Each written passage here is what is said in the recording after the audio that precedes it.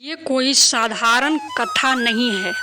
ये उस युग की गाथा है जहाँ देवता भी निर्णय लेने से डरते थे, जहाँ हर शब्द एक शस्त्र था और हर मौन एक श्राप। तुम प्रवेश कर रहे हो उस द्वार में जहाँ समय रुकता नहीं, वो बोलता है। ये है महाभारत रहस्य कथा, जहाँ हर एपिसोड एक युद्ध है और हर युद्ध एक रहस्य।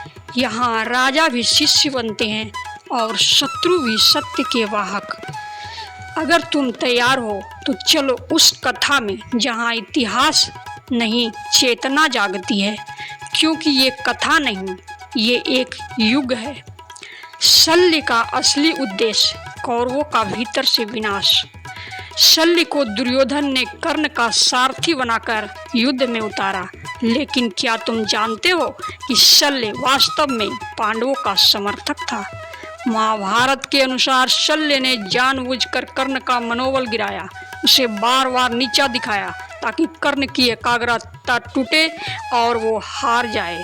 यह एक रणनीतिक चाल थी, भीतर से दुश्मन को तोड़ना। महाभारत के इस रहस्य के बारे में आपने सोचा भी नहीं होगा। सत्यवती की मछुआरों से महारानी बनने की भविष्यवाणी। सत्यवती सिर्फ एक मछुआरे की बेटी नहीं थी, वो एक दिव्य भविष्यवाणी का हिस्सा थी।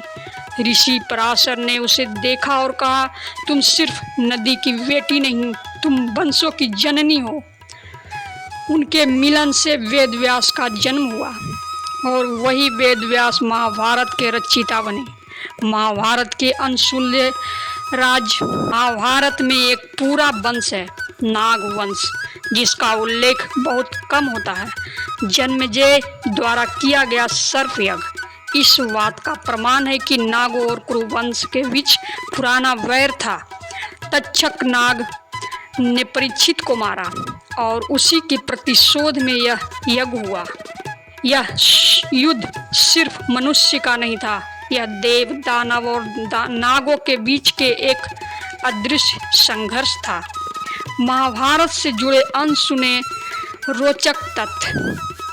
अब जब तुमने इन 3 अनसुने रहस्यों को जाना तो समझो तुमने महाभारत के उस द्वार को छू लिया जो आम लोगों के लिए बंद रहता है। ये सिर्फ कहानियाँ नहीं थी, ये संकेत थे।